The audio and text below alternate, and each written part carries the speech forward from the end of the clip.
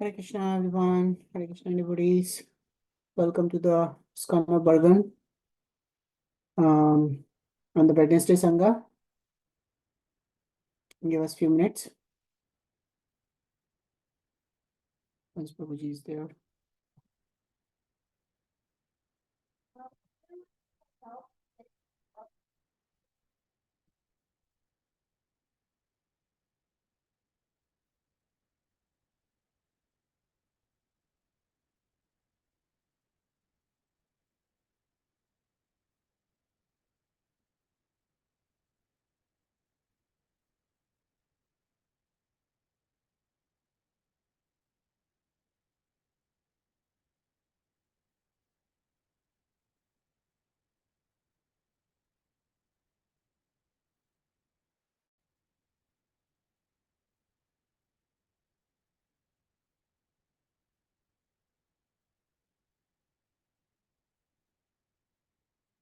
Hare Krishna.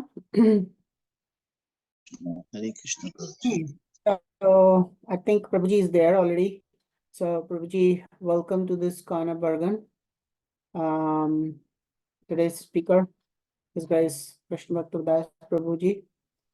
He'll be speaking on glories of the Sita Maharani. Let's just give us a minute for him to unmute and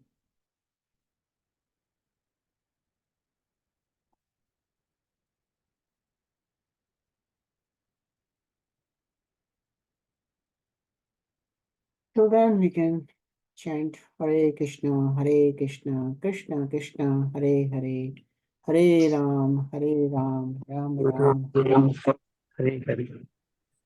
Hare Krishna. Hare Krishna, Hare Krishna, Krishna Hare Ram, Hare Hare Krishna, Krishna Krishna, Hare Hare, Hare Ram, Ram, Ram. Hare Hare Krishna, Prabhuji, you, Krishna.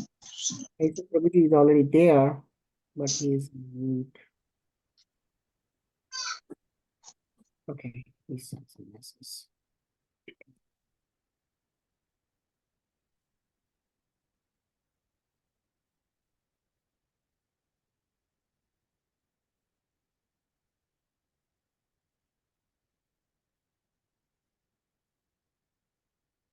Hare Krishna. Hare Krishna, Prabhuji. Hare Krishna. Prabhupada Maharaj. Yeah.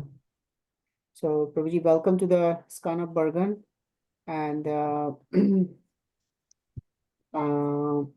let's welcome everyone. Everyone, you can unmute yourself and welcome Prabhuji. Let's chant Hare Krishna Mahamantra.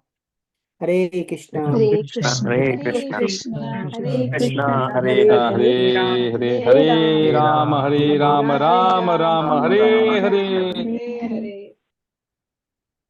Okay. So let me give a short introduction for Prabhuji. His Grace Krishna Bhakta Prabhu. He's born in a Christian family as Joseph Das. Krishna Bhakta Das joined the International Society for Krishna Consciousness in his early age, 98-99, in ISKCON, Belgaum, Karnataka, India. In 2006, he took initiation from His Holiness Loknath Swami Maharaj. Soon after initiation, he took up the services of assisting His Holiness Loknath Maharaj, and in 2009 was appointed as a corresponding secretary and executive committee member for the IMPM, the ISKCON Maharashtra Preaching Ministry. Along with this service, he also took major management responsibilities in various temples and played an active role in the temple opening of the major project of His Holiness Loknath Swami Maharaj, like ISKCON Arwadi, ISKCON Noida, and he also served as the vice temple president of ISKCON Bid, and as an active TMC member of ISKCON Pandharpur. Currently, he is serving the movement as the co-president of ISKCON Noida, India, and regional secretary of ISKCON Maharashtra. Apart from the management, Krishna Bhakta Das also has a special taste of delivering Marathi and Hindi lectures, especially for the youths, leading melodious kirtans and performing and directing wonderful dramas. That's a wonderful qualities, and we are very happy to have you, Prabhuji, here. And Prabhuji will also be speaking on this Sunday in person at our center on Lord Narasimha's appearance as well.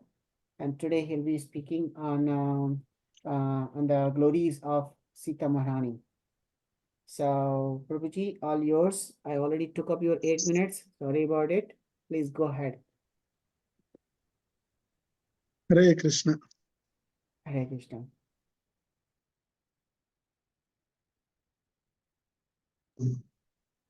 Hare Krishna. Om Ajnanatimirandhasya Jnananjanashalakaya Chakshurunmilitam Yena Tasmai Shri Gurave Namaha. Namo Vishnupadaya Krishna Prasthaya Bhutale Srimate Bhakti Vedanta Swami Niti Namine. Namaste Saraswate Deve Gauravani Pracharine Nirvishesha Shunyavadi Paschatya Deshatarine. Jaya Sri Krishna Chaitanya Prabhu Nityananda Shri Advaita Gadadhar Shrivasadi Gaura Bhakta Vrinda. Hare Krishna, Krishna Krishna, Hare Hare, Hare Rama, Rama Rama, Hare Hare. Ramaya Ramabhadraya Ramachandraya Vedhase Raghunathaya Nathaya Sitaya Pataya Namaha. कल सीता नवमी है और सीता नवमी के उपलक्ष्य में आज हम सीता माता के गुणगान या सीता माता का कथा आज हम करेंगे।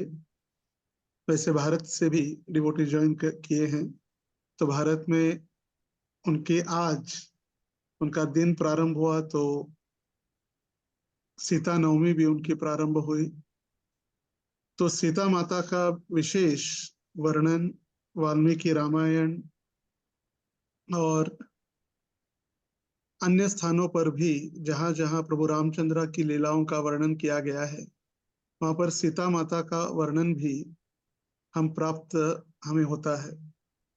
वाल्मीकि रामायण में वाल्मीकि मुनि वर्णन करते हैं, ये सिर्फ रामायण नहीं, ये सीतायन भी है, या सीता का भी यहाँ पर चरित्र है।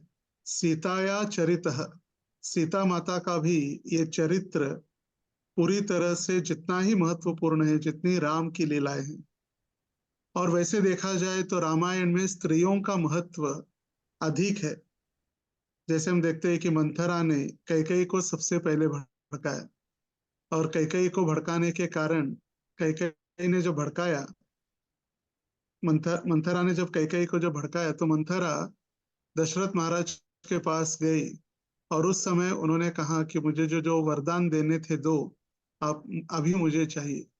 पहला वरदान भरत को राजा बनाना है अयोध्या का, और दूसरा प्रभु रामचंद्र को 14 वर्ष का वनवास। और उस समय यदि सीता माता नहीं जाती, देखिए सबसे पहले हो गई मंथरा, फिर कैकेयी जो दशरथ महाराज के पास जाकर उन्होंने वर मांगे, तीसरी है सीता। वर मांगा था कि प्रभु रामचंद्र को वनवास भेजना है, सीता माता का नहीं था उसमें, मगर सीता माता ने स्वयं इच्छा से, स्व इच्छा से उन्होंने इच्छा व्यक्त की कि मुझे भी मेरे स्वामी प्रभु के साथ मुझे वनवास में जाना है। और फिर सीता माता वनवास गई प्रभु रामचंद्र के साथ। वहां पर चौथा सीन या चौथी महत्वपूर्ण स्त्री इस रामायण के प्रसंग में शूर्पणखा, जो शूर्पणखा श्री राम को पाने की इच्छा से प्रभु रामचंद्र के पास आई, और वहां पर राम और लक्ष्मण दोनों भी सुंदर थे। तो प्रभु रामचंद्र को प्राप्त करने की इच्छा उन्होंने की। रामचंद्र ने कहा, मैं तो इस अवतार में मैंने एक स्त्री या एक पत्नी का नियम प्राप्त किया है, इसीलिए मेरा भाई वो भी सुंदर है, आप उसके पास जाओ। फिर वो कहे कि आप मुझसे यदि विवाह करेंगे तो आपको दासी बनकर ही रहना पड़ेगा, क्योंकि मैं तो प्रभु रामचंद्र का दास हूँ और उनके आज्ञा के अलावा मैं यहाँ पर कुछ नहीं करता। तो आपको सीता का ही सेवक या सीता की सेविका बनकर रहना होगा। तो फिर वो प्रभु रामचंद्र के पास गई। प्रभु रामचंद्र कहे मैं नहीं, तुम लक्ष्मण के पास जाओ। लक्ष्मण गए, कह रहे राम के पास जाओ। बैक एंड फोर्थ चलते रहा। तो फिर वो गुस्से से उसने सोचा कि सबसे मूल कारण है सीता, इसको यदि मैं मार दूंगी तो प्रॉब्लम सॉल्व हो जाएगा, दोनों भी मेरे हो जाएंगे। तो जब वो सीता के ऊपर आक्रमण करने का उसने प्रयास किया तो फिर लक्ष्मण जी ने उसका नाक काट दिया। नासिक में ये घटना हुई, ये लीला नासिक, इसीलिए उस स्थान का नाम हुआ नासिक। पंचवटी, जहां पर उस 5 पेड़ है, पंचवटी एक ही स्थान पर, तो वहां पर पंचवटी में प्रभु रामचंद्र जब रहते तब ये लीला हुई और शूर्पणखा का नाक काटा गया, इसलिए स्थान हुआ नासिक। तो मंथरा, कैकई, सीता, शूर्पणखा, और इस शूर्पणखा का जब नाक काटा गया तो शूर्पणखा बहुत गुस्से से अपने भाई रावण के पास पहुंची और रावण को कहने लगी, क्या फायदा है आप राजा होकर, ऐसे भाई के ऊपर धिक्कार है जो एक बहन का रक्षण नहीं कर सकता। बोले हुआ क्या वो तो बताओ। बोले जंगल में आपके बहन का पूरी तरह से तिरस्कार हुआ, उसका नाक काटा गया। उसके पीछे एक कारण है, एक सुंदर मानवीय स्त्री जो सिर्फ आप उसका भोग कर सकते हैं, जो आपके लिए बनी है। उसका अधिकार नहीं कि वहां जंगल में रहे और आप उसको जाकर अपहरण करके लेकर आओ, वो आपके लिए बनी है। देखिए वैसे तो रावण कामुक था ही, काम वासना से सदैव उसकी इच्छा तीव्र रहती काम इच्छा पूर्ण करने के लिए। और जब उसने सुना सुंदर स्त्री है, वो भी मानवीय स्त्री है, तो तुरंत सीता का अपहरण करने के लिए वो निकल गया। भागवत के 5वें स्कंद में 9वें अध्याय के 5वें श्लोक में वर्णन है, मर्त्यावतार स्वेहम मर्त्य शिक्षणम रक्षो वधायेव न केवल विभो कुतोन्यथा स्याद्रमतस्व आत्मनः सीता कृतानि व्यसनानि ईश्वरस्य। यह निर्धारित किया गया था कि राक्षसों के प्रमुख रावण को एक मनुष्य के अलावा कोई नहीं मार सकता था, और इस कारण से भगवान के सर्वोच्च व्यक्तित्व भगवान रामचंद्र एक मनुष्य या इंसान के रूप में प्रकट हुए।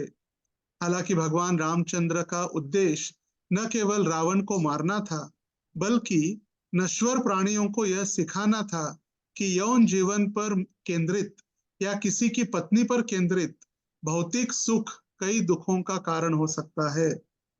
यह स्वयं सिद्ध भगवान है और उनके लिए कुछ भी शोक योग्य नहीं है। तो फिर माता सीता के अपहरण से उन्हें क्लेश क्यों सहन कर क्यों सहना पड़ सकता है। देखिए भगवान भी, पूर्ण पुरुषोत्तम भगवान श्री कृष्ण अभी राम के अवतार में आए हैं, और राम अवतार में आने के बाद जैसे रावण को एक मनुष्य ही मार सकता था, इसीलिए प्रभु रामचंद्र को एक मनुष्य रूप धारण करके आना पड़ा। चलो तो राम अवतरित हुए लीला अपनी करने या रावण का उद्धार करने, मगर उस समय उनकी पत्नी सीता का अपहरण होने के कारण वो भी एक साधारण मनुष्य की भांति सीता के पीछे रो रहे, हे सीते, हे सीते, हे सीते। वो रोने लग गए थे लिटरली। और फिर वहां भी पेड़ों से, जंगल से आवाज जो इको आ रहा था, हे सीते, हे सीते, हे सीते। तो हमें लगेगा कि कैसे हो सकता है, स्वयं भगवान भी एक साधारण स्त्री अपने पत्नी के पीछे कैसे पागल हो सकते हैं। मगर यहाँ भगवान समझा रहे कि जो व्यक्ति काम आसक्त हो जाता है उसको ऐसे दुख भुगतना ही होगा। जैसे भगवान भगवत गीता में कहते हैं, यही संस्पर्श जाब होगा दुख योन एवते आद्यंतवंत कौंतेय नतेषु रमते बुधः। ये जो इंद्रियों का सुख है, ये स्पर्श सुख, ये शुरुआत में तो आनंद देता है, मगर अंततोगत्वा एक कष्ट ही देने वाला है। इसीलिए स्पर्श सुख के पीछे हे अर्जुन कभी भी जो बुद्धिमान व्यक्ति है कभी भी इसके पीछे नहीं दौड़ता है। तो इसी प्रकार ये जो देखिए रामायण स्त्रियों के लिए या स्त्रियों की कथा से या स्त्रियों के कारण इतना रामायण हुआ, हम कहते ना इतना बड़ा रामायण हुआ उनके घर पे, तो स्त्री के पीछे ये रामायण हुआ। और यदि द्यूत क्रीड़ा के कारण महाभारत हुआ, तो ये दोनों बहुत महत्वपूर्ण है। द्यूत क्रीड़ा के कारण महाभारत, वहां पर भी द्रौपदी को भरी सभा में विवस्त्र करने का प्रयास किया गया और उस समय भी भगवान को अवतरित होना पड़ा है। भगवान स्वयं एक साड़ी के रूप में अवतरित हुए और फिर द्रौपदी का रक्षण किया। और जब वही भगवान द्रौपदी का रक्षण करने के बाद बहुत समय बीत चुका था, भगवान हस्तिनापुर में थे, जो अभी दिल्ली और हरिद्वार के बीच है। हस्तिनापुर, दिल्ली हस्तिनापुर नहीं है, दिल्ली इंद्रप्रस्थ है, हस्तिनापुर हरिद्वार के रास्ते में है, जो आज का मुजफ्फरनगर डिस्ट्रिक्ट है, वहां पर आता है हस्तिनापुर। तो हस्तिनापुर से भगवान निकल ही नहीं वाले थे कि बहुत लंबा समय बीत चुका था, युद्ध के बाद भी भगवान द्वारका नहीं पहुंचे थे। तो जब भगवान श्री कृष्ण द्वारका के लिए निकल ही रहे थे, कुंती महारानी वहां पर आके उनको प्रार्थना करने लगी, भगवान से हाथ जोड़कर खड़ी हो गई। तो भगवान कहे, बुआ, जब कोई हाथ जोड़कर मेरे सामने आता है तो उसकी लिस्ट होती है लंबी, आपको भी क्या चाहिए बताओ, आपको भी कुछ मांगना है क्या? तो फिर भगवान कहे, कुंती महारानी कहने लगी भगवान को, हे भगवान, मैं तो मांगने के लिए तैयार हूं, मगर देखो आपका हाथ पीछे न हटे देते देते। और उस समय कुंती महारानी ने सबसे पहले भगवान को ये सारी घटना याद दिला दी कि किस प्रकार मेरे बच्चे छोटे थे तब उनको मारने का प्रयास किया गया, लाक्षागृह में हमें सारे परिवार के साथ जलाने का प्रयास किया गया, भीम को जहर पिलाकर मारने का प्रयास किया गया, और अभी असत सभायाम, या असत सभा में द्रौपदी का वस्त्र हरण भी हुआ। तो आप भगवान, हर समय आपने ही हमारा रक्षण किया है, और अभी आप चले जाएंगे तो हमारा कौन रक्षण करेगा? और भगवान जाने के थोड़ा समय पहले उन्होंने उत्तरा के गर्भ में जो परीक्षित महाराज थे, पांडवों के अंतिम वंशज, उनका भी रक्षण किया था। पाहि पाहि महायोगिन देव देव जगतपते, हे महायोगी, आप मेरे पेट में जो एकदम कठिन भयंकर ऐसे दाह, कठिन परिस्थिति उत्पन्न हुई, आप रक्षा कीजिए। और उस समय भगवान ने रक्षा किया था। तो भगवान को लगा इतना सारा कुंती महारानी बता रही है, तो फिर ये भी आगे चलकर कुछ अच्छा मांगने वाली है। पर उसके बाद कुंती महारानी नेक्स्ट टेक्स्ट में भगवान से प्रार्थना कर रही है, विपदः संतुता शश्वत तत्र तत्र जगत गुरो भवतो दर्शनम यस्याद अपुनर्भव दर्शनम। हे भगवान, आपने इतने सारे कष्ट दिए, हम होते तो कहते अभी भगवान बस करो, कष्ट अभी बहुत हो गए, अभी सहन नहीं हो सकता। मगर यहाँ पर उल्टा है, कुंती महारानी कह रही है, हे भगवान, विपदः संतुता शश्वत, आप हमें कष्ट देते रहिए। और ऐसे नहीं कि एक साल के बाद एक, ऐसे नहीं, एक के बाद एक, कंटिन्यूअस। विपदः संतुता, शाश्वत रूप से आप हमें कष्ट देते रहिए। क्यों कष्ट देते रहिए? आप जब कष्ट देंगे तब हम आपका तीव्रता से स्मरण करेंगे। दुख में सभी सुमिरन करे, सुख में करे न कोई, सुख में यदि सुमिरन करे तो दुख काहे को होए। सब लोग दुख आने के बाद ही भगवान के पास जाते हैं, भगवान बचा लो, कुछ करो। जब अच्छा होता है तो नहीं जाते भगवान के पास। तो कुंती महारानी कह रही कि हम कठिनाई, जब कष्ट होगा तो आपका तीव्रता से स्मरण होगा, और जब आपका स्मरण होगा तो फिर आपका दर्शन होगा, और एक बार आपका दर्शन होगा तो पुनः इस भौतिक जगत में जन्म मृत्यु का दर्शन नहीं होगा। तो इसी प्रकार हम देखते हैं कि स्त्रियों का कितना महत्वपूर्ण रोल महाभारत में भी है। जैसे कुंती महारानी, गांधारी और द्रौपदी, यहाँ रामायण में हमने जो पढ़े नाम, मंथरा, कैकेयी, सीता, शूर्पणखा और रावण की पत्नी मंदोदरी। तो जो पतिव्रता स्त्रियों में श्रेष्ठ स्थानों पर है सीता और मंदोदरी, जिन्होंने अपने पतिव्रता, फिर गांधारी जो पतिव्रता का उन्होंने व्रत निभाया, तो मिथिला नगरी के राजा जनक जब हल चला रहे थे, तब उन्होंने अपने खेत में एक बच्ची को देखा और उस बच्ची को स्वीकार किया, क्योंकि उन्होंने बहुत प्रयास किया था संतान के लिए और उनको कोई संतान नहीं थी। तो जब खेत में हल चलाया जाता है, उसको जो गड्ढा जहाँ होता है उसको कहा गया है सीता, तो इसलिए उनका नाम उन्हें सीता। और आगे चलकर जनक महाराज को दूसरी एक पुत्री हुई जिसका नाम उन्होंने रखा उर्मिला, सीता की बहन। तो सीता पृथ्वी के द्वारा प्रदत्त है। ये जनक महाराज की कन्या तो है ही, मगर ये प्रकट हुई कहाँ से? पृथ्वी माता से प्रकट हुई है। तो जब एक बार परशुराम जी जनक महाराज को मिलने आए थे, जो परशुराम भगवान के शक्त्यावेश अवतार है, जिन्होंने 21 बार सारे क्षत्रियों को समाप्त कर दिया था अपने परशु से। परशु मतलब जो एक अस्त्र है जिसको काट देते थे सबको, तो इसलिए उनका नाम है परशुराम। वो परशुराम जनक महाराज को मिलने आए और उन्होंने अपना जो धनुष था जनक महाराज के दरवाजे के ऊपर रख दिया, दरवाजे के पास, और दरवाजे के पास रखा और अंदर जनक महाराज को मिलने गए। जब जनक महाराज के साथ मुलाकात हुई, चर्चा हुई, जब वापस आने के लिए निकले, तब उन्होंने देखा द्वार पर रखा हुआ धनुष वहां पर नहीं है, गायब है। तो आश्चर्यचकित हो गए, मेरा धनुष इतना वजन है, शिवजी के द्वारा दिया गया ये जो विष्णु के द्वारा दिया गया ये धनुष है, ये धनुष कौन उठा सकता है इतनी आसानी से? और तब उन्होंने देखा कि छोटी सी बच्ची सीता, जो बालिका थी उस समय, वो उस धनुष को लेकर खेल रही थी। और तुरंत उन्होंने फिर बुलाया जनक महाराज को, देखो ये कोई साधारण लड़की नहीं है, जो धनुष 5-5 हजार सैनिक भी नहीं उठा सकते, ये आसानी से उठाकर ये खेल रही है। तो जब आप इसका विवाह करेंगे तो ये ध्यान रखना कि धनुष या इसकी जो शक्ति है कोई साधारण एक बालिका नहीं है। और तो फिर जनक महाराज भी सोचने लगे, इतना बड़ा भी ये कार्य मुझे सौंपा गया है, तो इसके विवाह में मैं क्या कर सकता हूँ, विवाह के समय में कैसे मैं इसको करूं?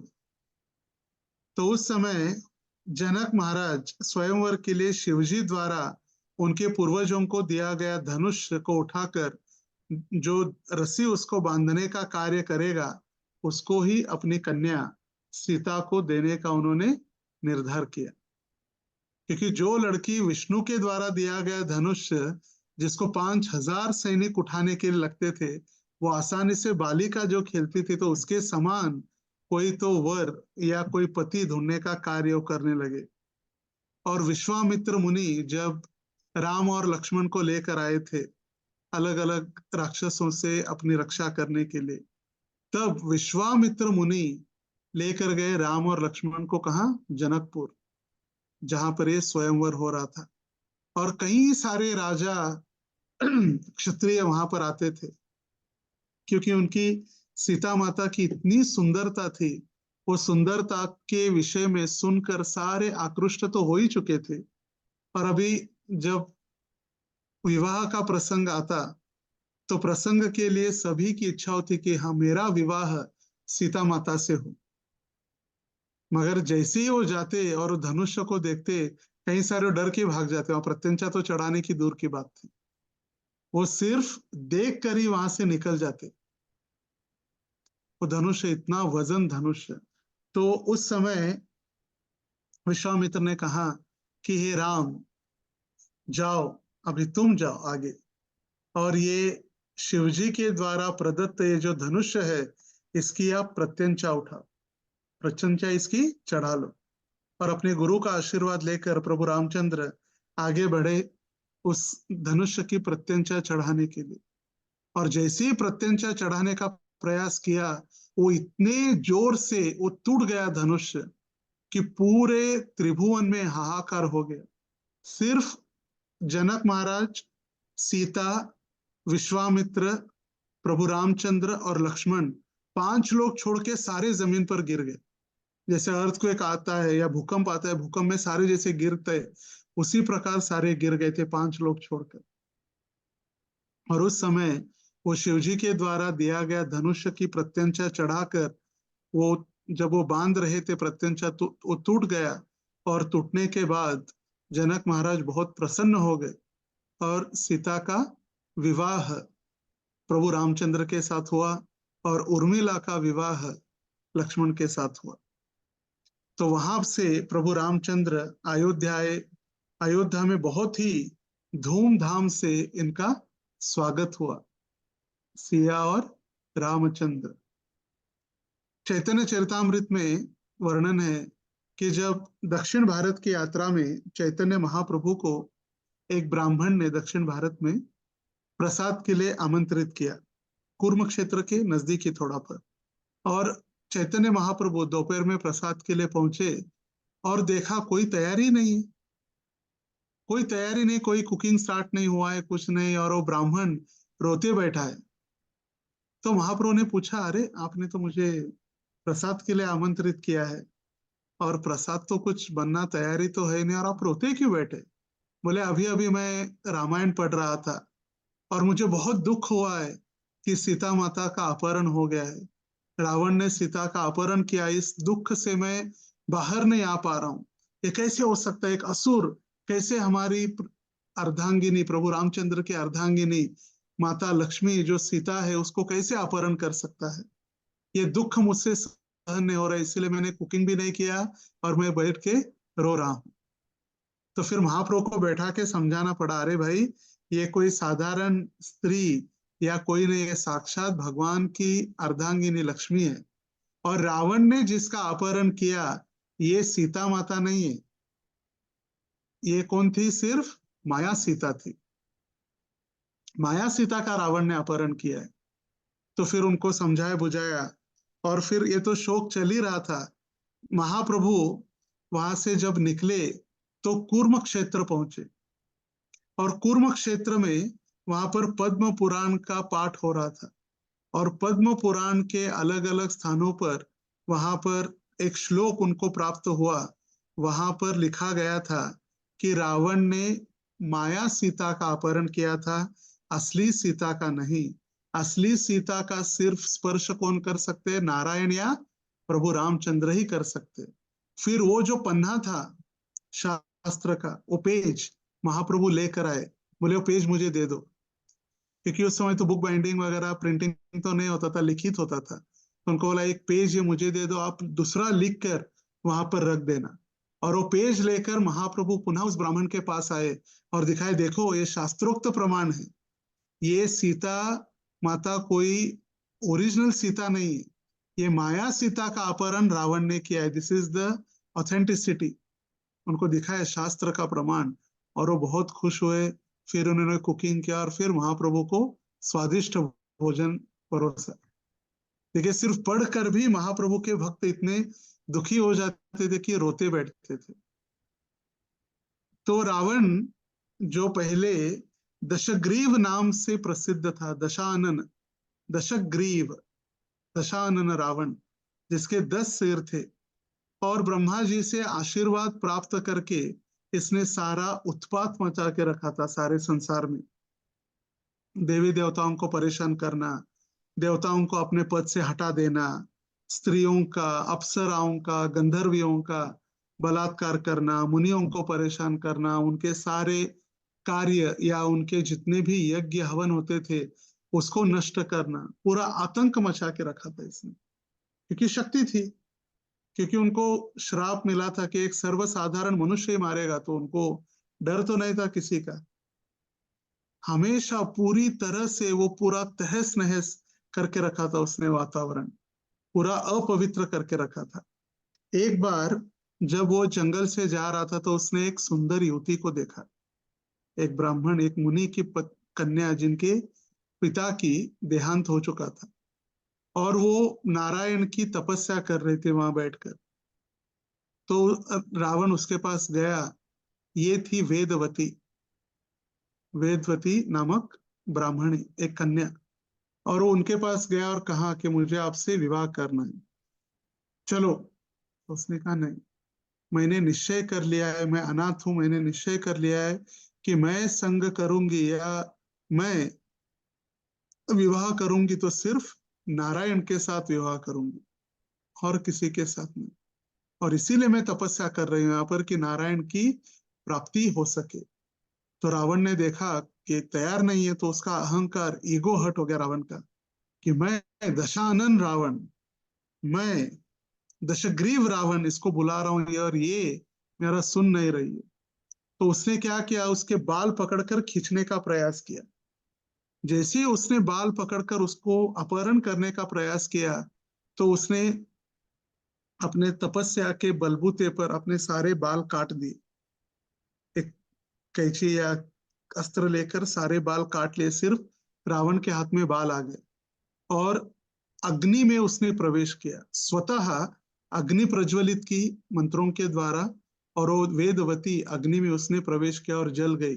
और जलते जलते उसको श्राप देकर गई, जैसे आपने मेरा अपहरण करने का प्रयास किया है, उसी प्रकार एक स्त्री के अपहरण के कारण ही आपका अंतिम होगा, आपका अंत उसी प्रकार होगा। और उसके लिए कारण भी मैं बनूंगी, स्वयं वेदवती मैं बनूंगी अपहरण का कारण, और तब आपका अंत होगा। और वो चिता में जल गई, अग्नि में।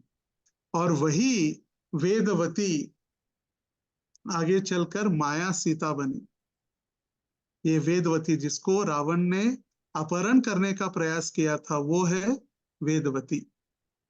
क्योंकि पंचवटी में जब रावण भिक्षा मांगने के लिए आया था, और मारीच ने गोल्डन डियर का रूप धारण करके वो चिल्लाने लगा, लक्ष्मण लक्ष्मण लक्ष्मण। लक्ष्मण को तो पता था मेरे भाई परम पुरुष है, पूर्ण पुरुषोत्तम भगवान है, उनको तो कोई कठिनाई नहीं है, कोई हानि नहीं पहुंचा सकता। मगर वो आवाज सुनकर सीता विचलित होने लगी, और लक्ष्मण कह रहे थे कोई चिंता नहीं, हमारे भाई को कुछ नहीं होने वाला है। तो और थोड़े समय बाद जब विचलित होने लगी सीता माता, तो सीता माता बहुत गलत शब्दों का उपयोग करके लक्ष्मण को डांटने लगी। आपके बड़े भाई यहाँ पर नहीं है, तो आपके मन में क्या चल रहा है? अपने भाभी का ही उपभोग करने की इच्छा है क्या आप में? जाओ, आपको आपके भाई बुला रहे हैं, उनको आपकी रक्षा की आवश्यकता है, आपकी सहायता की आवश्यकता है, निकलो यहाँ से, जाओ। तो उन्होंने कहा था मैं तो जाने के लिए तैयार हूँ, मैं तो आपका दास हूँ, तुरंत मैं जाऊंगा, मगर मेरा एक ही निवेदन है, मैंने यहाँ पर जो एक बाउंड्री तैयार की है, बाण के द्वारा अग्नि उसमें प्रज्वलित होती थी, तो इसके बाहर मत आना, कुछ भी परिस्थिति हो उसमें से बाहर मत आना। तो रावण जब भिक्षा मांगने के लिए आया, तो रावण अंदर जाने का उसने प्रयास किया, मगर अग्नि प्रज्वलित हो रही थी वहां पर, वो जा नहीं पाया। तो उसने सीता को कहा यदि देना है तो बाहर आकर दो, नहीं तो मैं जा रहा हूँ। और द्वार पर आए ब्राह्मण का, आया एक सन्यासी भिक्षुक का अपराध करने का फल तुम्हें नरक में जाना होगा। मैं तो चला जाऊंगा, मैं दूसरे घर जाऊंगा, मगर तुझे नरक में जाना पड़ेगा। तो इमोशनल अत्याचार जिसको कहते हैं ना, इमोशनल हो गया पूरी तरह से वातावरण। और इमोशनल होने के कारण सीता बाहर आई और उनको भिक्षा देने के लिए गई, तब उसने अपहरण किया था। मगर वो जो बॉर्डर थी, बॉर्डर लाइन, उस समय जो अग्नि प्रज्वलित हो रही थी वहां से, उस समय ओरिजिनल सीता अदृश्य जमीन में चली गई और माया सीता वहां पर प्रकट हो गई थी। और जिस सीता का अपहरण रावण ने किया, वो ओरिजिनल सीता ने अपितु माया सीता, ये वेदवती थी। और यही वेदवती जब पूरा रावण का हत्या करने के बाद, 14 साल का वनवास समाप्त होने के बाद, प्रभु रामचंद्र सीता माता के साथ अयोध्या वापस आए थे। और जब अयोध्या वापस आए, बहुत सुंदर रूप से दिवाली मना के सभी अयोध्या वासियों ने उनका स्वागत किया था। दिवाली क्यों मनाते आजकल? प्रभु रामचंद्र अयोध्या वापस आए इसीलिए। लोगों को पता ही नहीं हम दिए क्यों लगाते हैं, दीपावली क्यों मनाते हैं। दशहरे के दिन दशहरा, दशानन रावण का उद्धार हुआ, या उनको मार दिया भगवान प्रभु रामचंद्र ने, उनको पुनः वापस वैकुंठ भेज दिया, जय और विजय को। ये जय और विजय ही है। रावण, कुंभकर्ण, हिरण्यकश्यपु, हिरण्याक्ष और शिशुपाल और दंतवक्र, कंस नहीं, शिशुपाल और दंतवक्र। और चैतन्य लीला में यही जय विजय जगाई और मधाई बनकर आए। तो ये जब उनको वापस भेजा और प्रभु रामचंद्र अयोध्या आए, अयोध्या आने के बाद उन्होंने अपनी शुद्धता का परीक्षा दी थी, अग्नि परीक्षा, क्योंकि इतने साल अलग रहने के बाद भी जब उन्हें कहा मैं पूरी तरह से पवित्र हूं, तो प्रभु रामचंद्र ने पूछा कि क्या प्रमाण है इसका, आपके पवित्रता का। तो पूरी तरह से पवित्र हूं, इसका प्रमाण मैं अग्नि परीक्षा दे सकती हूँ। तो प्रभु रामचंद्र के, क्योंकि प्रभु रामचंद्र राजा भी थे, मर्यादा पुरुषोत्तम थे, उनको समाज के सामने एक स्टैंडर्ड स्थापन करना था। ये तो राजा है, आजकल के राजा जैसे नहीं, कुछ भी हो चलो अपने बहती गंगा में हाथ धो लो, नहीं। कोई कुछ भी कहने के पहले वो सारे नियमों का पालन करने के लिए वो तैयार थे। और अग्नि परीक्षा जब हुई, सीता माता अग्नि में जब प्रवेश उन्होंने किया, उस समय माया सीता वहां अग्नि में नष्ट हो गई और पुनः ओरिजिनल सीता जो थी प्रभु रामचंद्र के अर्धांगिनी, वो प्रभु रामचंद्र के साथ रहने लगी। और उसके बाद भी अयोध्या में जब प्रभु रामचंद्र ये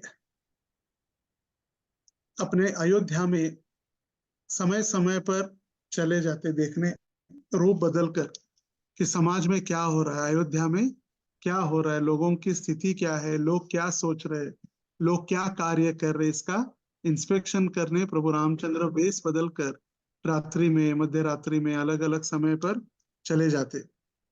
तो प्रभु रामचंद्र को पता था कि सीता पवित्र है, फिर भी प्रजा के प्रति कर्तव्य के कारण उनको वापस वनवास भेजना पड़ा। क्यों? क्योंकि जब वो जा रहे थे रात्रि के समय में, तो उस समय एक धोबी ने अपने पत्नी को कहा कि तुम बहुत समय बाद आई हो घर, प्राय 1 साल बाद, मैं तुम्हें घर पे नहीं रख सकता। बोले वो राम होगा जो अपनी पत्नी सीता को घर वापस लेकर आया, मगर मैं ऐसा नहीं हूं, मैं स्त्री के प्रति आसक्त नहीं हूं, चली जाओ यहां से। तो ये धोबी का वाक्य सुनकर प्रभु रामचंद्र बहुत दुखी हुए। अगर प्रभु रामचंद्र सोचते तो उनको रख लेते घर में, क्या फर्क पड़ने वाला, लोग तो बोलते ही है। जैसे मैं कहता हूँ, लोग क्या सोचेंगे, ध्यान से सुनिए, लोग क्या सोचेंगे ये भी अगर हम ही सोचेंगे तो लोग क्या सोचेंगे, लोग क्या सोचेंगे ये भी अगर हम ही सोचेंगे तो फिर लोग क्या सोचेंगे, उनको भी सोचने के लिए कुछ चाहिए ना। तो प्रभु रामचंद्र छोड़ सकते थे वहीं पर, मगर मर्यादा, आज जो मर्यादा का कुछ भी उल्लंघन न करते हुए प्रभु रामचंद्र ने तुरंत सीता माता को वाल्मीकि मुनि के आश्रम में भेज दिया। और एक गर्भवती थी उस समय सीता माता, एक गर्भवती स्त्री को अपने महल से निकालकर वाल्मीकि आश्रम में भेजा, और वहीं पर वाल्मीकि आश्रम में सीता माता ने लव और कुश को जन्म दिया। जिस समय सीता माता को त्याग दिया था प्रभु रामचंद्र ने, या वाल्मीकि के आश्रम में भेज दिया था, उस समय से प्रभु रामचंद्र बहुत दुखी थे। कर्तव्य का वहन तो कर रहे थे मगर दुखी थे। अपने पत्नी को पहले हो गया 14 साल वनवास, फिर और ये दूसरा अकेला वनवास, वो हमेशा दुखी रहते थे। और जब भी यज्ञ हवन होता था तो पति पत्नी को साथ में बैठना होता है। तो फिर सोने की मूर्ति बनाई थी सीता की, और फिर सोने की मूर्ति सीता को रख के वो सारा यज्ञ वगैरह करते, मर्यादा का पालन। और फिर वही आश्रम में लव और कुश धीरे धीरे धीरे बड़े होने लगे।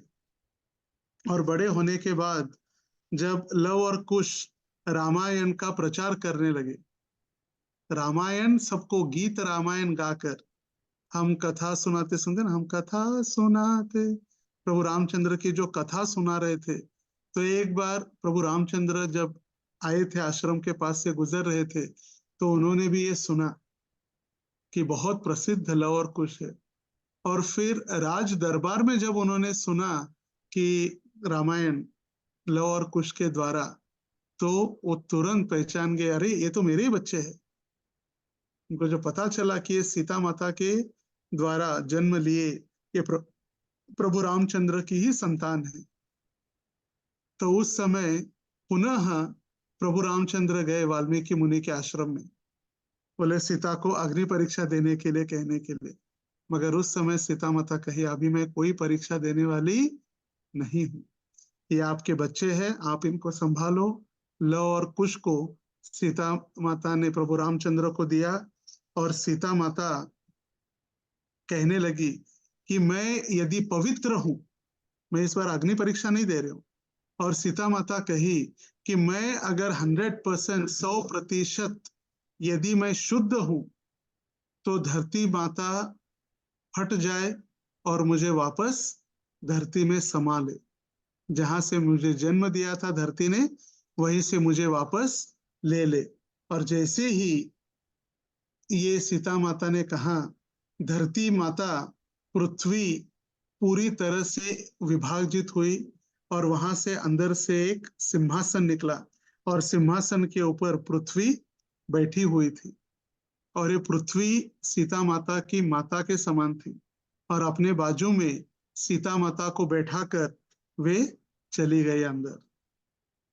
सीता माता को पुनः ले गए, और जैसे ही सीता माता अंदर चली गई तो पुनः जमीन वो पूरा बंद हो गया, मानो जैसे कुछ हुआ ही नहीं।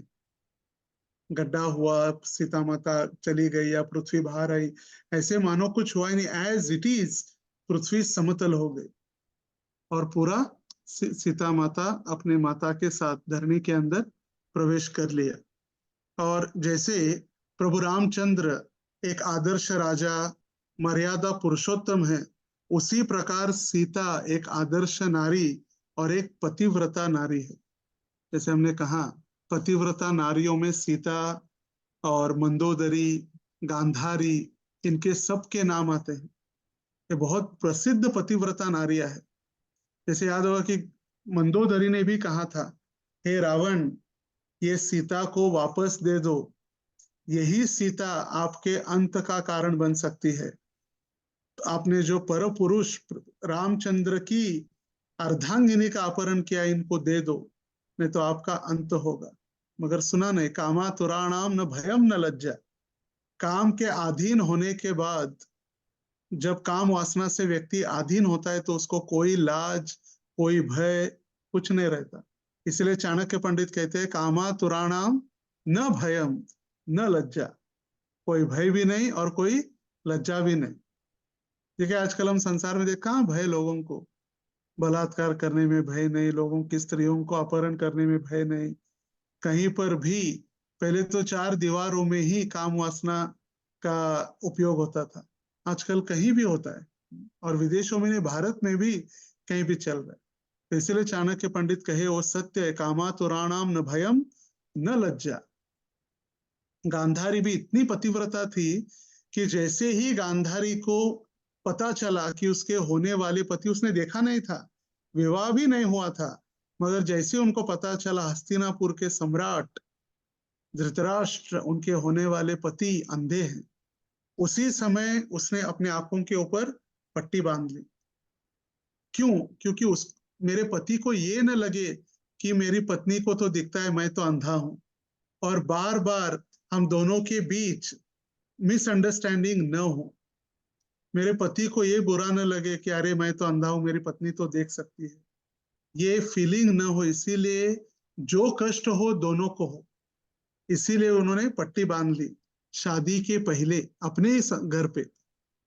गांधार नरेश की कन्या थी गांधारी, और उसी समय उसने पट्टी बांध ली और स्वयं को अंधा बना लिया, और पूरा जीवन बीत गया। और जब उनको पता चला, गर्भवती थी, जब उनको पता चला कि कुंती ने जन्म दे दिया युधिष्ठिर महाराज को, पहली संतान जन्म हुई है, तो उसने गुस्से से अपने पेट के ऊपर मार दिया, और फिर पेट के अंदर जो बच्चा था वो नष्ट हुआ, और उसने एक मांस के टुकड़े को जन्म दिया। और व्यास देव जी ने कहा, इसके 100 टुकड़े करके हंडियों में, मिट्टी की हंडियों में घी भर के उसमें लटका दो। हमको लगता है टेस्ट ट्यूब बेबी, आज हमने उसको ढूंढ निकाला। ये 5000 वर्ष पहले पहली टेस्ट ट्यूब बेबी घी के मटकों में तैयार हो गई थी, और सबसे पहले घी का मटका तोड़कर जो बाहर निकला वो था दुर्योधन। और जब पता चला कि दुर्योधन की भी कठिन परिस्थिति उत्पन्न हुई है युद्ध स्थली में, तो फिर गांधारी ने कहा तुम निर्वस्त्र होकर आज रात्रि में मुझे मिलने आओ, पूरी तरह से विवस्त्र होकर, एक भी शरीर के ऊपर कपड़ा नहीं होना चाहिए। मगर भगवान को तो पता है, भगवान तो अंतर्यामी है। भगवान को पता चला अगर ये विवस्त्र होकर गांधारी के सामने गया, गांधारी ने अपने पतिव्रता शक्ति उसको प्रदान की, तो इसको मारना प्राय असंभव हो जाएगा। तो रात्रि में जैसे ही जा रहा था छुपकर, तो भगवान जगे और उसके पकड़ लिए भगवान, और कहे अरे इतना नंगा होकर कहाँ जा रहे हो, शर्म नहीं है? बोले नहीं, मेरे माँ ने बुलाया।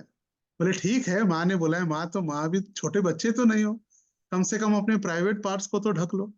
तो फिर पत्तों के द्वारा उसने अपनी जंघाओं तक अपने शरीर को ढक लिया, और जैसे ही गांधारी के पास गया और गांधारी को कहा हे माँ मैं आ चुका हूँ, और गांधारी ने अपनी आँख के ऊपर की पट्टी जैसी खोली, आँख पहली बार खोला, देखा तो बहुत दुखी हो गई। बोले क्या कर दिया?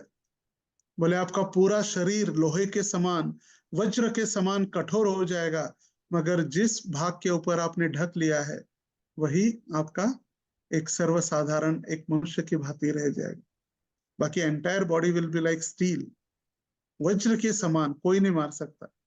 और इसीलिए जब भीम गदा युद्ध प्रारंभ हुआ भीम और दुर्योधन का, तो भीम तो हारने लगा, भीम की शक्ति समाप्त होने लगी, और दुर्योधन तो बलराम जी का शिष्य था, गदा शिष्य, बलराम जी ने उनको गदा सिखाया था।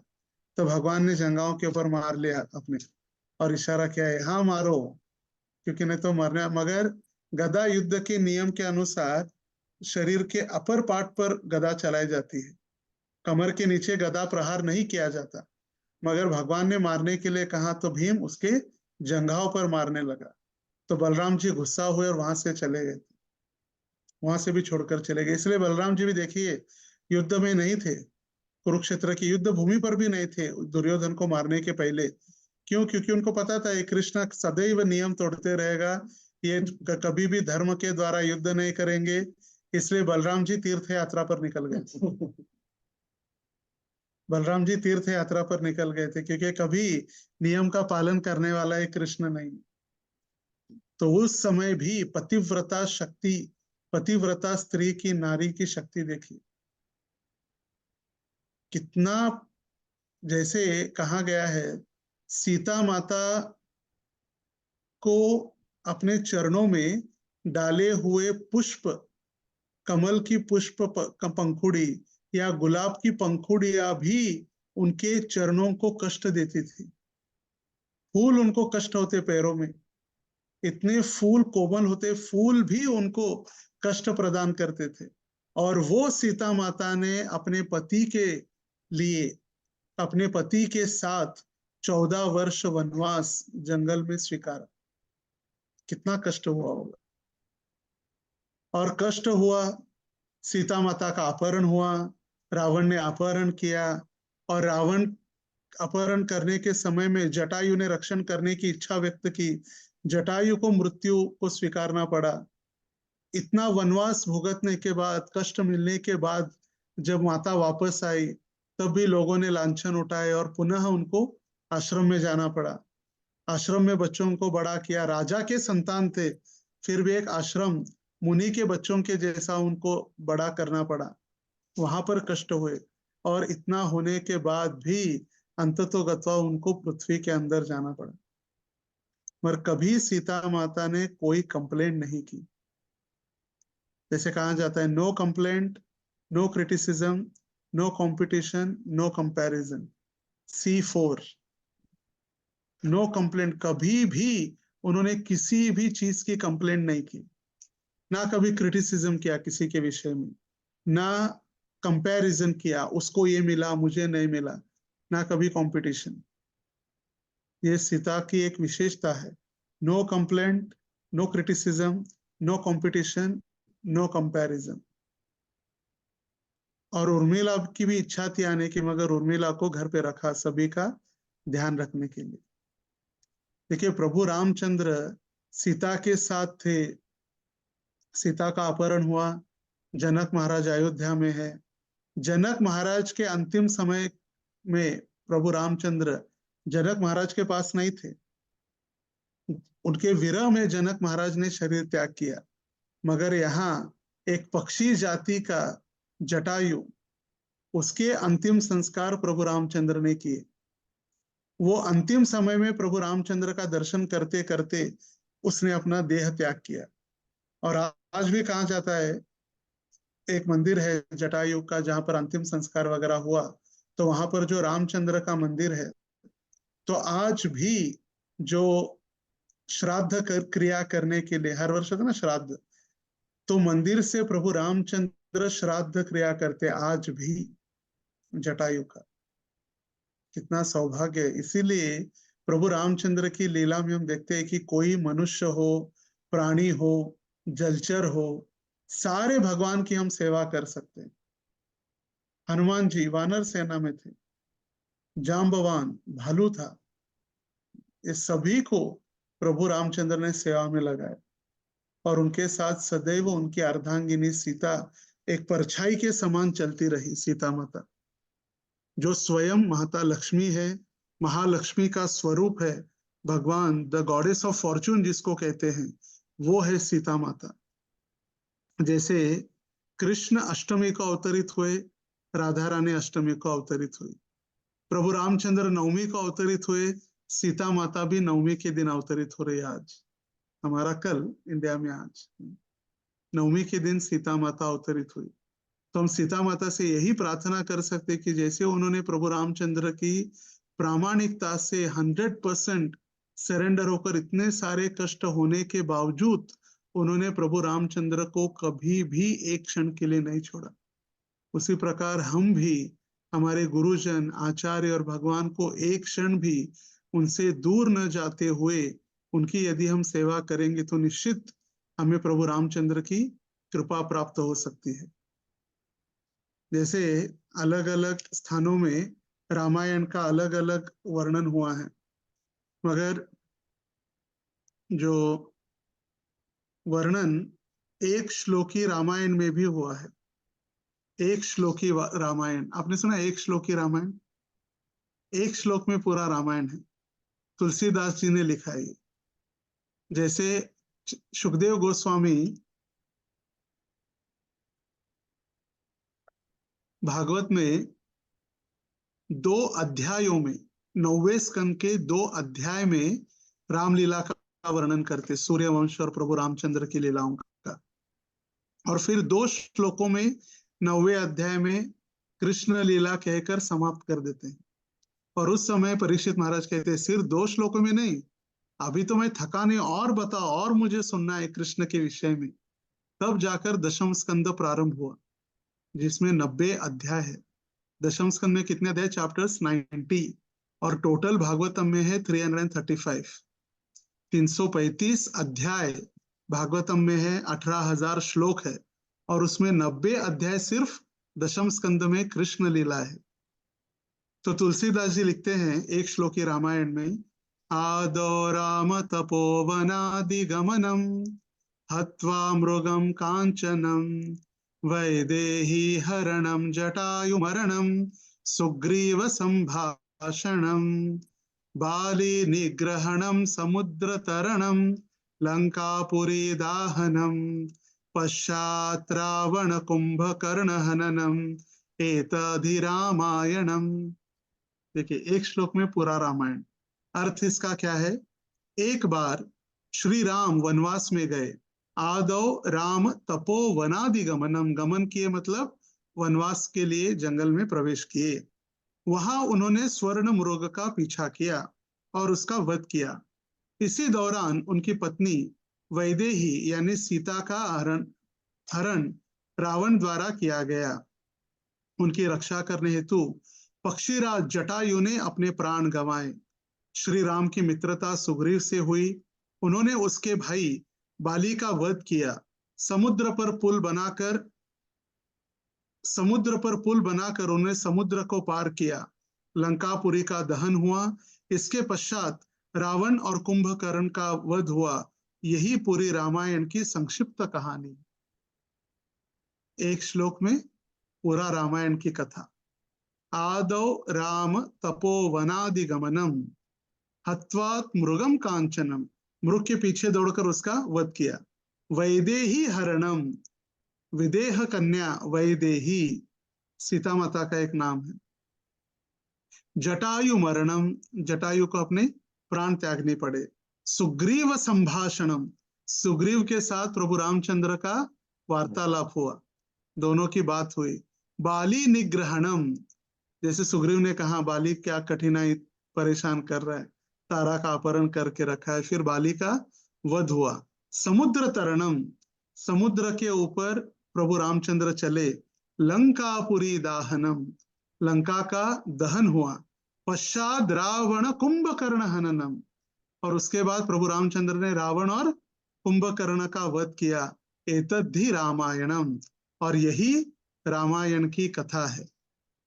तो जैसे हमारे लिए जन्माष्टमी महत्वपूर्ण है, आने वाले नरसिंह चतुर्दशी के 2 दिन पहले द्वादशी आती है, द्वादशी, त्रयोदशी, चतुर्दशी। तो द्वादशी के दिन रुक्मिणी माता 19 को एकादशी है और 20 को द्वादशी है। तो रुक्मिणी का आविर्भाव है, रुक्मिणी द्वादशी।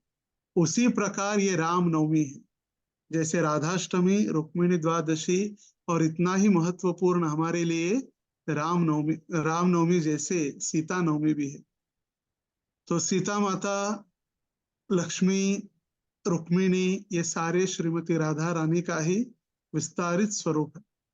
जैसे कहते हैं चैतन्य चरितामृत में वर्णन किया गया है, देहम भेदौ गतौ ध्रुवम आत्मा अस्ति राधिका। श्रीमती राधा रानी कृष्ण की आत्मा है, और ये जब 2 बन जाते हैं, कृष्ण और ये उनकी आत्मा 2 बन जाते हैं तो राधा कृष्ण बनते हैं, और जब ये 2 एक बन जाते हैं तो फिर वो चैतन्य महाप्रभु बनते हैं। तो हमारा सौभाग्य है कि कल हम सीता नवमी के उत्सव को हम मनाएंगे, और इसीलिए सीता नवमी के उपलक्ष्य पर आज हमने सीता महारानी की एक कथा सुनी। हरे कृष्णा कृष्णा कृष्णा हरे हरे, हरे राम राम राम हरे हरे। वैदेही हरे हरे। सीता जय। Thank you, Prabhuji. Beautiful class, and I'm sure there will be some questions. So, devotees are request, अच्छा हिंदी में, तो सभी से अनुरोध है कि अपना जो भी प्रश्न है, प्रश्न को आप अपने चैट रूम में डाल सकते हैं और हाथ उठा सकते हैं, तो हम आपको प्रश्न के लिए वो मौका देंगे। और मैं जरा अपने सेंटर के कुछ प्रोग्राम्स के बारे में थोड़ा सा चर्चा करना चाहूँगा, तो उसके लिए 1 मिनट के लिए मुझे आज्ञा दें प्रभु।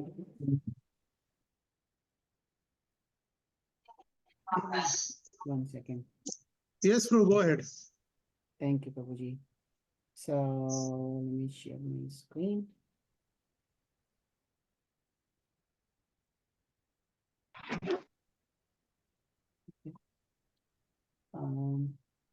Can see my screen probably. Can somebody confirm? Okay.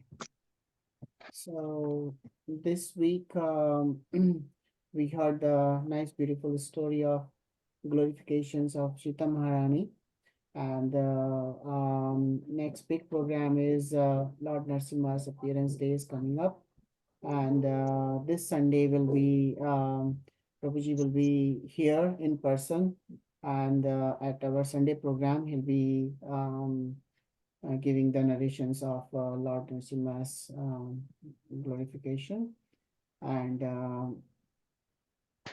also 22nd of May, Wednesday, will be also celebrating Narasimha Jayanti at a different location, and there'll be a Havan and Abhishek, and there'll be 108 Tulsi Patra Archanam, So the whole everything, all of these details are posted on WhatsApp group. So those who are around in New Jersey area, you are welcome to join that program. The address is different location, and it's in the address is in Mahaba. Those who know Hindu Samaj Temple will be celebrating there.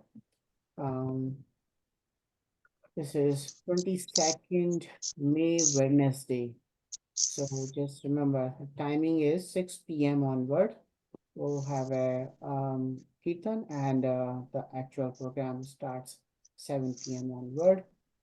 Please be on time so that the program can happen, especially the yagna and offerings. Very auspicious to participate in whole. So I request everyone to participate as much as possible.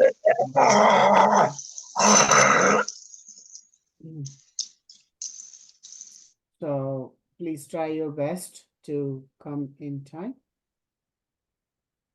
And let's go back to the sharing the screen still.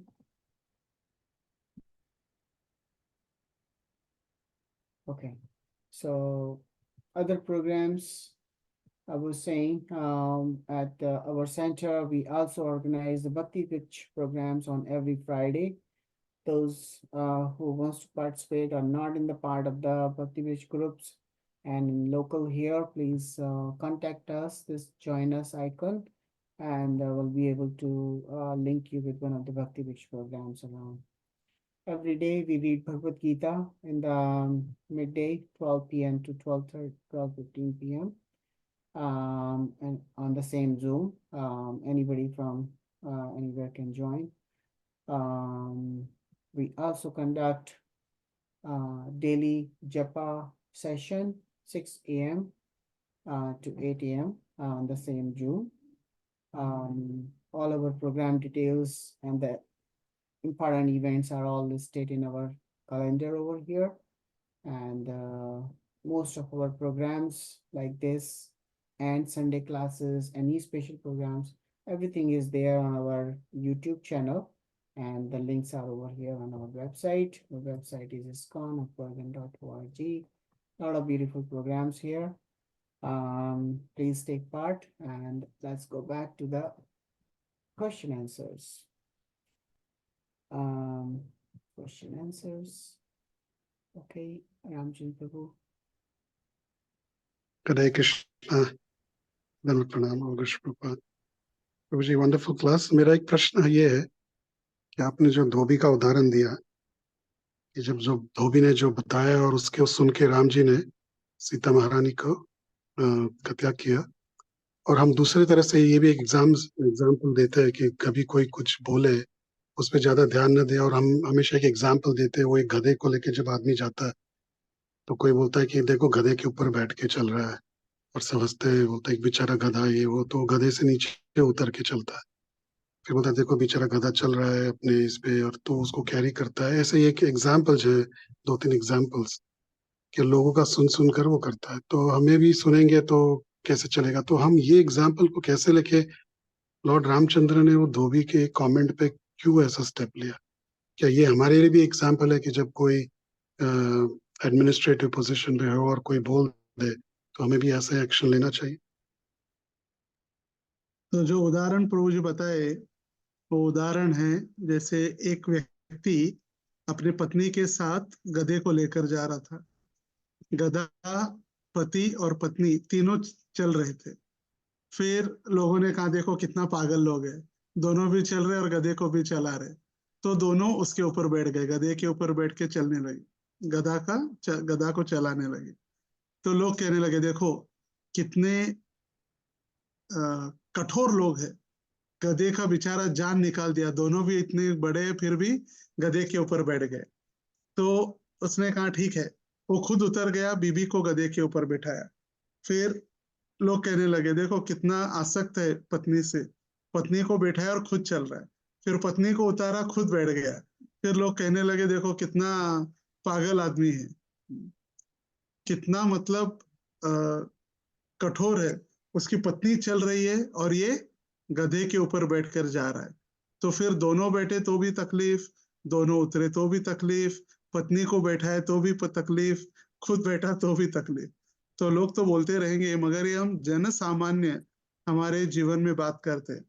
मगर जब भक्तों का जीवन हो और specially leadership, जैसे प्रभु रामचंद्र राजा का भूमिका निभा रहे और वो भी मर्यादा पुरुषोत्तम, सारी मर्यादाओं को देखकर, यदि जैसे भगवान भगवत गीता में कहते हैं, यद्यदाचरिति श्रेष्ठस् तत्तवेते तरो जनः, यदि राजा ही ऐसा कार्य करेगा तो फिर प्रजा क्या करेगी।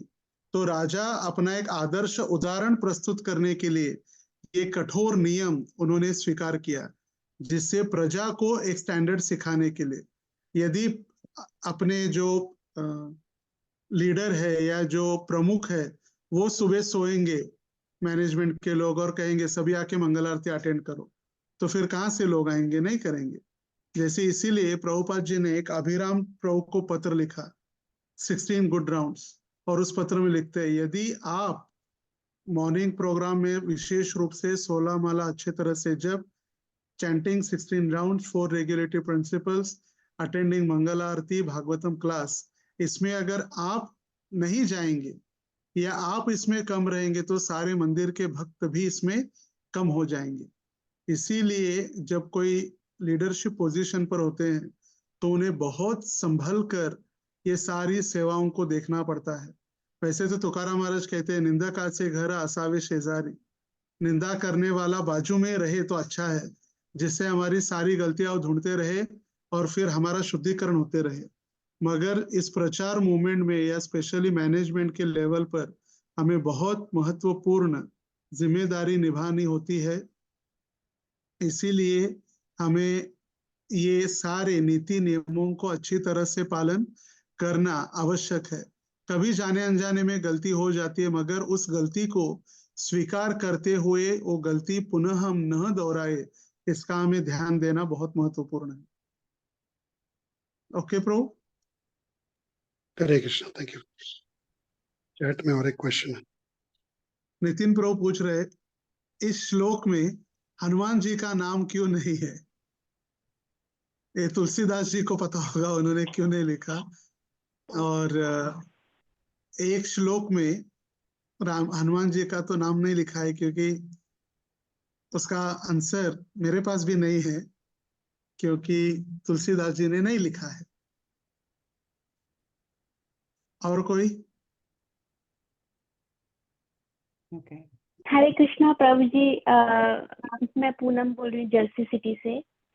यस, बोलिए। मेरा एक क्वेश्चन था प्रभु जी, कि आपने कहा कि भगवान श्री राम ने मर्यादा पुरुषोत्तम होने के नाते, मतलब धोबी की बात सुन के सीता माता जी को जाने को कह दिया, त्याग कर दिया उनका। तो क्या मतलब एज ए हस्बैंड उन्होंने अपनी मतलब वाइफ के साथ सही किया, या मतलब उनको और सब कुछ जानते हुए कि वो एकदम मतलब पवित्र हैं, तो आपको लगता है कि वो उन्होंने सही किया था, या और मतलब उनका त्याग कर देना एक पति होने के नाते मतलब कितना सही था, कितना गलत था, क्या था मतलब?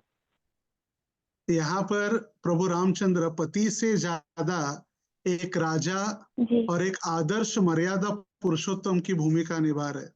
अगर प्रभु रामचंद्र ने सीता माता को इतनी सारी, जो धोबी ने कहा, एक व्यक्ति भी कहता है, जैसे हम कहते हैं कि कहीं दूर हमें धुआं दिख रहा है, तो धुआं दिख रहा है इसका मतलब वहां आग होगी, थोड़ी होगी ज्यादा होगी वो बात की बात, मगर कितना भी हम दूर दृष्टि से कहीं धुआं दिख रहा है इसका मतलब वहां पर आग है। तो इस धोबी ने सीता माता के लिए कुछ कहा, मतलब कहीं ना कहीं ये राज्य में चर्चा हो ही गई है, और इसीलिए मर्यादा का उल्लंघन न हो, इसीलिए प्रभु रामचंद्र ने उनको आश्रम में भेजा, त्याग किया, मगर उनकी पूरी जिम्मेदारी उन्होंने उस आश्रम में, वाल्मीकि के आश्रम में उन्होंने उनको भेजकर उनकी जिम्मेदारी रखी। तो उनका त्याग क्या मतलब ऐसे नहीं कि कहीं भी रास्ते पर छोड़ दिया है, उनका केयर नहीं किया, उनको वाल्मीकि आश्रम में छोड़ा, जहां पर सीता माता वाल्मीकि के मार्गदर्शन में, वाल्मीकि के संरक्षण में सीता माता रहने लगी और वहीं पर उन्होंने लव और कुश को जन्म दिया। यदि प्रभु रामचंद्र ये नहीं करते तो फिर समाज के लिए एक आदर्श उदाहरण प्रस्तुत नहीं होता। जैसे चैतन्य महाप्रभु भी कहते हैं, साधुर अल्प छिद्र विश्वेते हसाए। संसार में देखिए लोग कितने सारे विवस्त्र अवस्था, बिना कपड़े पहने या कम कपड़े पहनकर घूम रहे, मगर वही साधु एक भी गलती करता है तो या साधु के पूरे शरीर के ऊपर या स्वच्छ कपड़ों के ऊपर थोड़ा सा भी दाग आ जाता है तो पूरा विश्व हंसने लगता है। इसीलिए जब साधु कोई बनता है या भक्त बनता है तो उनकी जिम्मेदारी बहुत बढ़ती है। तो ये तो भगवान स्वयं अपना लीला कर रहे, तो भगवान अपनी जिम्मेदारी निभाने के लिए उन्होंने ये कार्य समझा और ये कार्य किया। और उनके हृदय में सीता के प्रति पूरी तरह से प्रेम, श्रद्धा, उनकी पवित्रता उनको पता थी, फिर भी समाज के सामने एक आदर्श उदाहरण के लिए उन्होंने ये कार्य किया।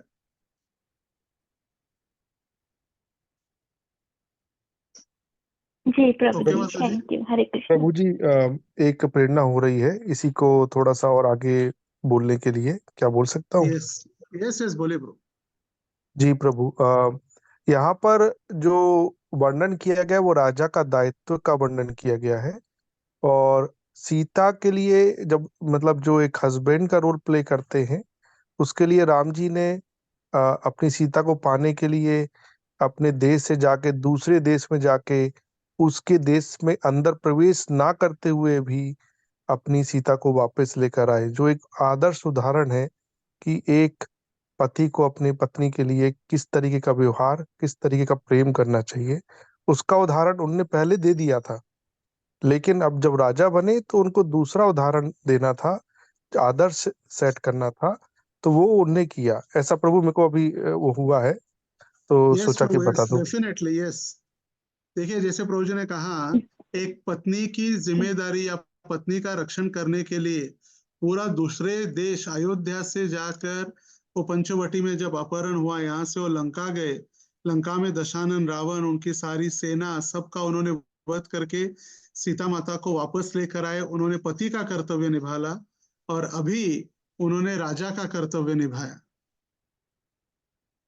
जी प्रभु जी।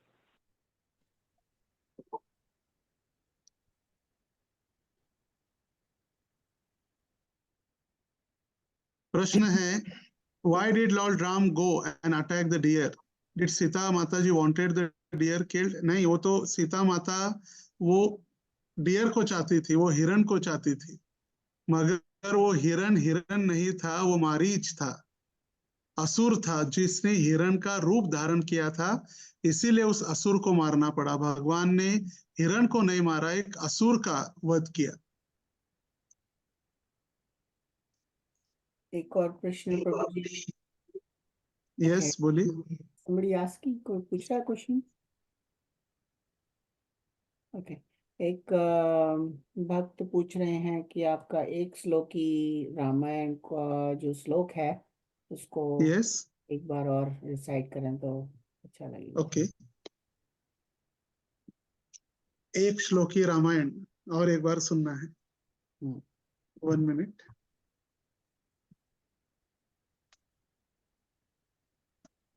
आदो राम तपोवनादिगमनम, इसकी शुरुआत है आदो राम तपोवनादिगमनम। अगर कोई लिखना चाहते हैं तो हम व्हाट्सएप के ऊपर इसको भेज सकते हैं, जो यहाँ के रामचंद्र प्रभु को मैं व्हाट्सएप भेज दूंगा, या हमारी जय द्रौपदी माता जी को, तो फिर वो सभी को अपने यहाँ के व्हाट्सएप ग्रुप के ऊपर भी शेयर कर सकते हैं। आदो राम तपोवनादिगमनम हत्वा मृगं कांचनम वैदेही हरणं जटायुमरणं सुग्रीव संभाषणं बाली निग्रहणं समुद्रतरणं लंकापुरी दाहनं पश्चाद् रावण कुंभकर्ण हननम् एतादि Ramayanam. Okay Okay. So yes Ramachandra प्रभु। या प्रभु जी, सो वेदवती ही लक्ष्मी ही थी, क्योंकि वेदवती ने कहा कि मैं आऊंगी फिर से और तुम्हारे मत का कारण बनूंगी। तो सीता हाँ, महारानी की देवी है, तो वेदवती भी लक्ष्मी। ये वेदवती माया सीता बनी थी, माया सीता। हाँ, माया सीता बनी थी। यस,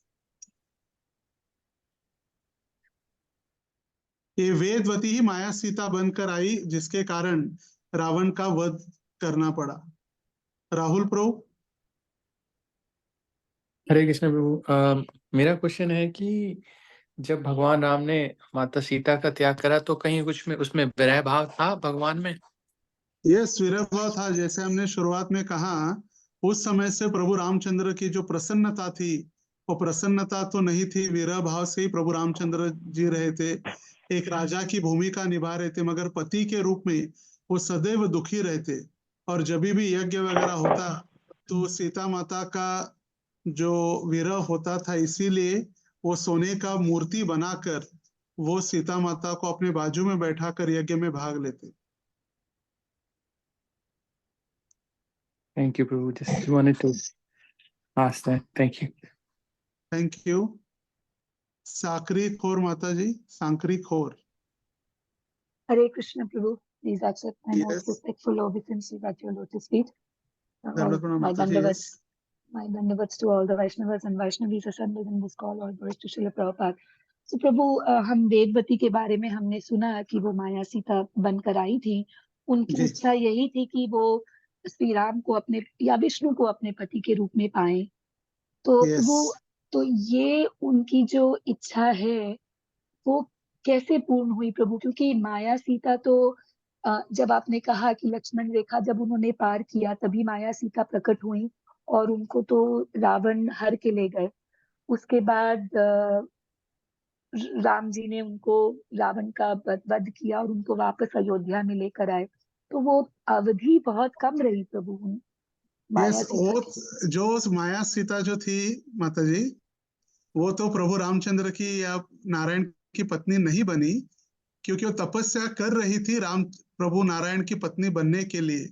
मगर तपस्या के दौरान ही रावण ने उसका अपहरण करने का प्रयास किया। तो इसी रावण का वध करने के लिए या रावण को दंड देने के लिए वो माया सीता बनकर आई। स्पेशली उनका जो मेन उद्देश्य जो था, वो रावण का वध करना या रावण को दंड देने के लिए आई थी। तो प्रभु हम ये एक चीज समझ सकते हैं यहाँ पे कि वेदवती वो एक जीवात्मा है, तो उस she can never be the consort of Vishnu. हाँ, जीवात्मा शायद तो इसके है, लिए मगर किस परिस्थिति में, जैसे देखिए यशोदा और नंद बाबा, उन्होंने भी भगवान श्री कृष्ण के लिए या नारायण या विष्णु अपने पुत्र बनने के लिए तपस्या जब की थी, पृश्नी गर्भ, पृश्नी और सुतपा के रूप में, तो भगवान ने कहा था मैं 3 बार आपके पुत्र के रूप में जन्म लूंगा। भगवान की इच्छा से कोई भी साधारण जीव भी भगवान के धाम में जाकर भगवान की लीला में भाग ले सकता है। अभी वेदवती भगवान की अर्धांगिनी थी या नहीं थी, उसका तो उत्तर मेरे पास नहीं है, मगर उसकी जो इच्छा पूरी करने के लिए भगवान कुछ समय के लिए क्यों न हो उसको अपनी पत्नी के रूप में उनको जो सेवा दी माया सीता बनने की, उसकी इच्छा भी पूर्ण हुई और रावण को दंड भी मिला। और अंततोगत्वा ये तो सारे नित्य सिद्ध भक्त है जो सदैव भगवान के साथ यहाँ पर आते हैं और भगवान की लीला समाप्त होने के बाद सारे वैकुंठ लोक में प्रवेश करते हैं। ठीक है प्रभु। हाँ, बहुत बहुत धन्यवाद। Thank you so much. बहुत बहुत धन्यवाद। Thank you very much for all the devotees.